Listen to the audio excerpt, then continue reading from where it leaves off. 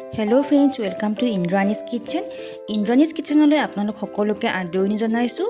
আৰু মই আজি আপোনালোকৰ ওচৰলৈ লৈ আনিছোঁ কেঁচা মটৰেৰে বনোৱা লুচি আৰু আলুৰ দম। ঠাণ্ডাৰ বতৰ, কিবা নহয় কিবা এটা বনাই খাই থাকিবলৈ সকলোৰে মন যায়, নহয়নে? আজি পিছে মই যিটো ৰেচিপি বনাই আনিছোঁ, যিসকলে বাৰু বনাই খাইছে জানেই কিমান টেষ্টি, আৰু যিসকলে বাৰু বনাই খোৱা নাই এবাৰ এনেদৰে ট্ৰাই কৰি চাব আৰু কেনেকুৱা পালে মোক কিন্তু জনাবলৈ নাপাহৰিব। এই ৰেচিপিটোৰ কাৰণে প্ৰথমে মই এয়া কেঁচা মটৰ লৈছোঁ। কেঁচা মটৰ এয়া লুচিৰ কাৰণে যিটো কেঁচা মটৰেৰে এটা পেষ্ট এটা ৰেডি কৰি ল'ব লাগিব। আৰু ইয়াৰ কাৰণে মই মিক্সি জাৰত দুটা জলকীয়া, আদা অকণমান লৈ লৈছোঁ। আৰু ইয়াতে মই কেঁচা মটৰখিনি দি কিনে এটা মিহি পেষ্ট বনাই ল'ম। এইখিনি মই পেষ্টটো বনাই ল'লোঁ। এতিয়া এখন কেৰাহীত মই এয়া তেল লৈছোঁ। তেলখিনি গৰম হোৱাত ইয়াতে মই ক'লা জিৰা দিছোঁ আৰু এয়া পেষ্টখিনি দি দিছোঁ।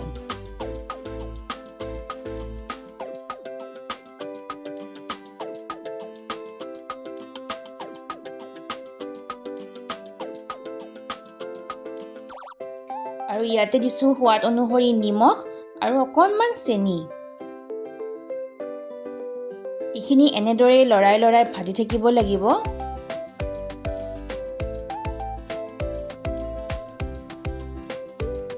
কণ্টিনিউৱাছ এনেদৰে লৰাই থাকিব, নহ'লে কেৰাহীত লাগি যোৱাৰ চান্স থাকে। এইখিনি ভজা হৈয়ে গৈছে। এতিয়া এই লুচিৰ কাৰণে মই আটাখিনি মঠি লৈছোঁ। এয়া মই আটা লৈছোঁ 2 কাপ। ইয়াতে অকণমান নিমখ ছটিয়াই লৈছোঁ আৰু অকণমান ৰিফাইন অইল দিম। এইখিনি এতিয়া ভালদৰে মঠি ল'ব লাগিব।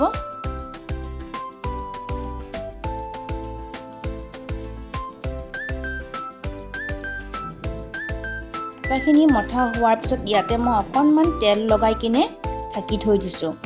এতিয়া মই আহিছোঁ আলু দমৰ কাৰণে। আলু দমৰ কাৰণে মই এয়া ডাঙৰ ডাঙৰ আলু কেইটামান বইল কৰি লৈছোঁ। আৰু এইকেইটা মই বইল কৰাৰ পিছত ডাঙৰ ডাঙৰকৈ পিচ কৰি কাটিছোঁ।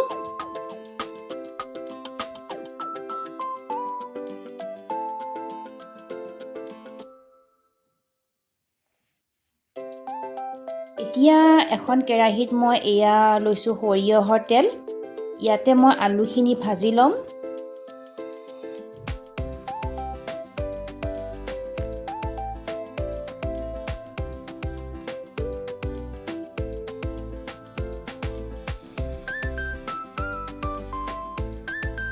আলুখিনি অকণমান ব্ৰাউন কালাৰ যেন হ'লে এইখিনি উঠাই ল'ব লাগিব। এয়া আলুখিনি অলপ অলপ ব্ৰাউন কালাৰ হৈছে, দেখিছেই। এতিয়া এইখিনি আলু মই এটা এটাকৈ উঠাই ল'ম।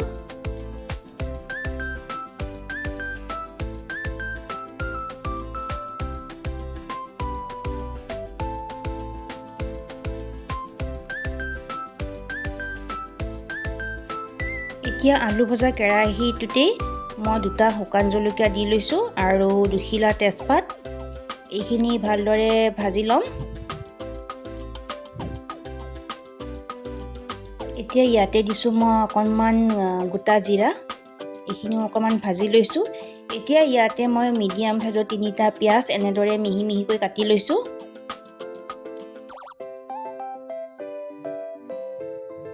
এইখিনি এতিয়া ভালদৰে লৰাই থাকিব লাগিব। পিঁয়াজখিনি কোমলি উঠালৈ এইখিনি এনেদৰে ভাজি থাকিম।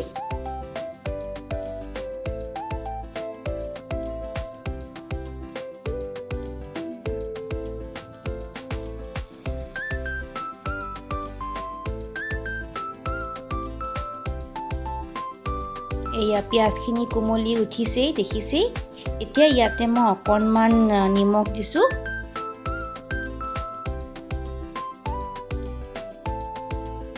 আৰু এয়া দিছোঁ মই আদাখিনি মই মিহি সৰু ৰুকনিত ৰুকি কিনে দিছোঁ। আপোনালোকে যদি বিচাৰে আদা পেষ্টটো দিব পাৰে।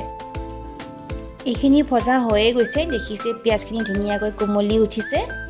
এতিয়া ইয়াতে মই সৰু সৰুকৈ কাটি লোৱা 2টা বিলাহী দি দিছোঁ।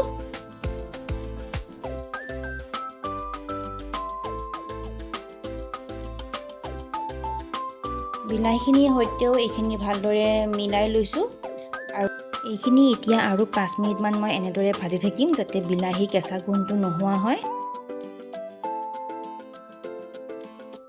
এয়া দিছোঁ অকণমান নিমখ,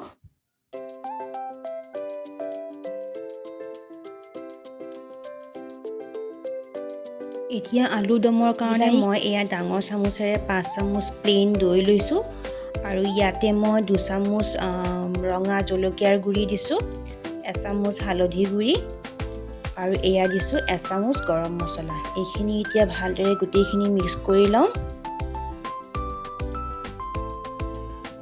একো ধৰণৰ গোটা ৰৈ নোযোৱাকৈ ধুনীয়াকৈ মিহি পেষ্ট এটাৰ নিচিনাকৈ গোটেইখিনি মিলাই লৈছোঁ।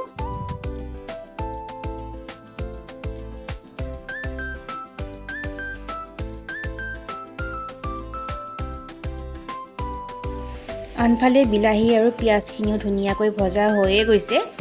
এতিয়া ইয়াতে মই ভাজি থোৱা আলুখিনি দি দিম।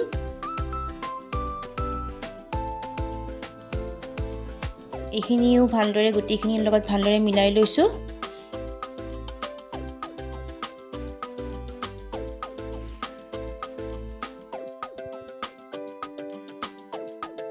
এতিয়া ইয়াতে অকণমান সোৱাদ অনুসৰি নিমখ দিছোঁ। এইখিনিও ভালদৰে মিলাই লৈছোঁ।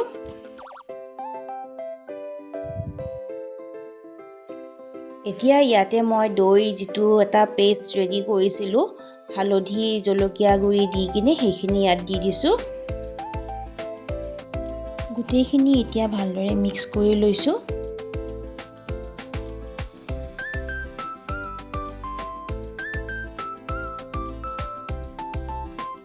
গোটেইখিনি ভালদৰে মিক্স কৰা হোৱাৰ পিছত ইয়াতে মই গৰম পানী দিছোঁ।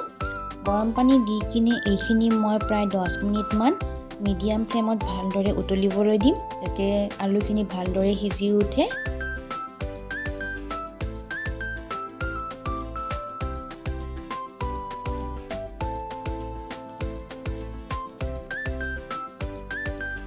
এয়া 10 মিনিট পিছত আলুখিনি ধুনীয়াকৈ উতলি উঠিছে দেখিছেই আৰু ধুনীয়াকৈ বইল হৈও গৈছে।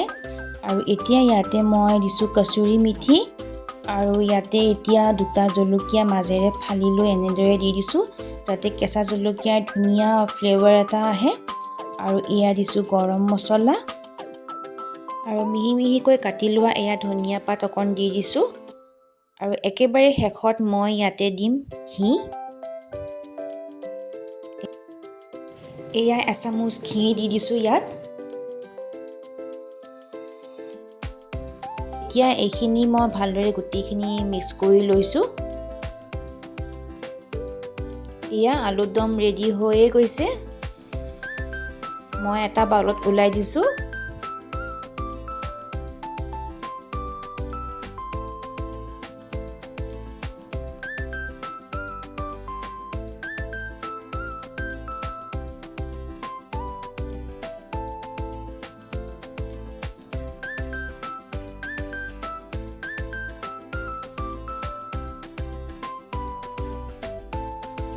আনফালে এতিয়া মই লুচিখিনি ৰেডি কৰি ল'ম। লুচিৰ কাৰণে মই এনেদৰে সৰু সৰু বল কিছুমান কৰি লৈছোঁ আৰু হাতেৰে এনেদৰে দেখিছেই এনেদৰে কৰি লৈছোঁ যাতে মটৰৰ পেষ্টখিনি ভৰাই দিব পাৰোঁ।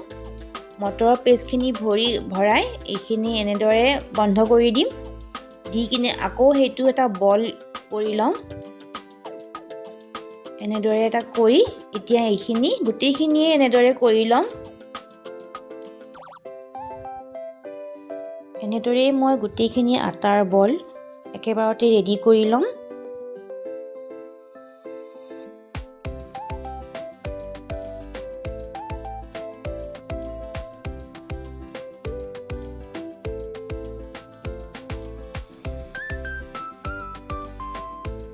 লুচিখিনি এতিয়া এনেদৰে বেলি ল'ম। বেলোতে অকণমান সাৱধানে বেলিব লাগিব আৰু বৰ বেছি এটা পাতল কৰি নলওঁ, অকণমান ডাঠ কৰি ৰাখিম।